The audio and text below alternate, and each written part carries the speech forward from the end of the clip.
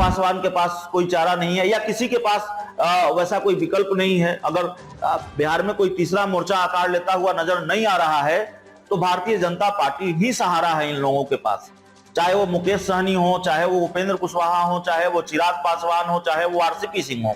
जो बात बार बार कही जा रही है कि चिंता बढ़ा दी है अमित शाह ने नवादा सीट को लेकर, यह बात कहकर कि नवादा सीट बीजेपी लड़ेगी, तो सिर्फ बीजेपी ने रालोजपा की चिंता नहीं बढ़ाई है, पशुपति पारस की चिंता नहीं बढ़ाई है जिनकी सिटिंग सीट है।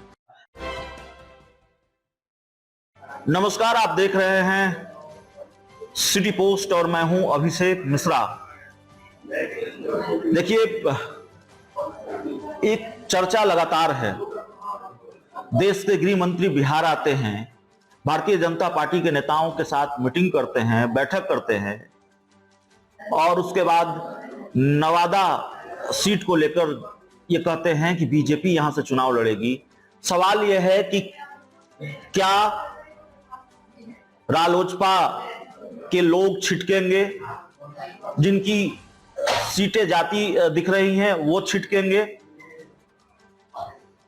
जो संभावित सहयोगी है यानी जिनकी एंट्री एनडीए में हो रही है वो हिचकेंगे भारतीय जनता पार्टी के साथ जाने में, डील में अड़चन आएगी। जो डील होनी है भारतीय जनता पार्टी के साथ उपेंद्र कुशवाहा की, मुकेश सहनी की, आरसीपी सिंह की और चिराग पासवान की, चिराग पासवान और बीजेपी के बीच जो डील होनी है उसमें अड़चन तो पहले से ही है और मामला सीटों को लेकर ही फंसा हुआ है।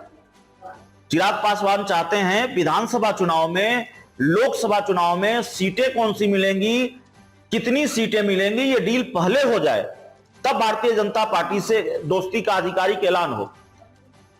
लेकिन अब गृह मंत्री अमित शाह ने जिस तरह से अपने सहयोगी रालोजपा को ही धोखा दिया है और एकमात्र सहयोगी है रालोजपा, उसको धोखा, सब ठीक नहीं है, धोखा माफ कीजिएगा, झटका दिया है,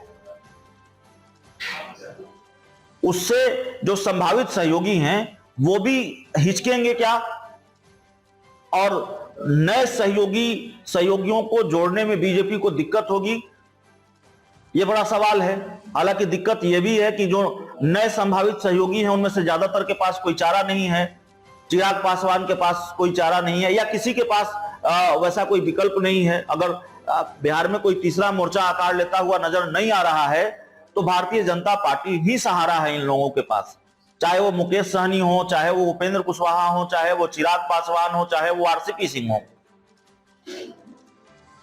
और सबको नीतीश कुमार से परहेज है, सबको तेजस्वी यादव, लालू यादव से परहेज है। मुकेश सहनी ही इनमें से एक हैं जो कहीं भी जा सकते हैं, लेकिन सीट नहीं है महागठबंधन के पास, 7 दल है, तो जाहिर तौर पर मुकेश सहनी के पास भी चारा बीजेपी ही है। लेकिन जो बात बार बार कही जा रही है कि चिंता बढ़ा दी है अमित शाह ने नवादा सीट को लेकर, यह बात कहकर कि नवादा सीट बीजेपी लड़ेगी, तो सिर्फ बीजेपी ने रालोजपा की चिंता नहीं बढ़ाई है, पशुपति पारस की चिंता नहीं बढ़ाई है जिनकी सिटिंग सीट है। बीजेपी ने चिंता बढ़ाई है अपने संभावित सहयोगियों की भी।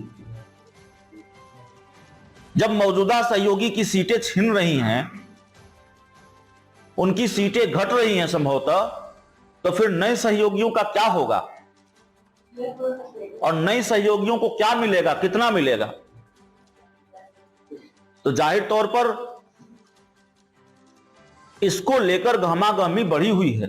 गृह मंत्री अमित शाह गहमागहमी बढ़ाकर गए हैं और नए सहयोगियों की बेचैनी बढ़ाकर गए हैं। नए सहयोगी बेचैन हैं, संभावित सहयोगी जिनकी एंट्री एनडीए में होनी है, मुकेश सहनी, चिराग पासवान, आरसीपी सिंह, उपेंद्र कुशवाहा। जाहिर तौर पर इनकी टेंशन और बेचैनी बढ़ी होगी कि जो पहले से सहयोगी है आरएलजेपी, उसकी सीटें छिन रही है, हमारा क्या होगा। बहुत बहुत धन्यवाद।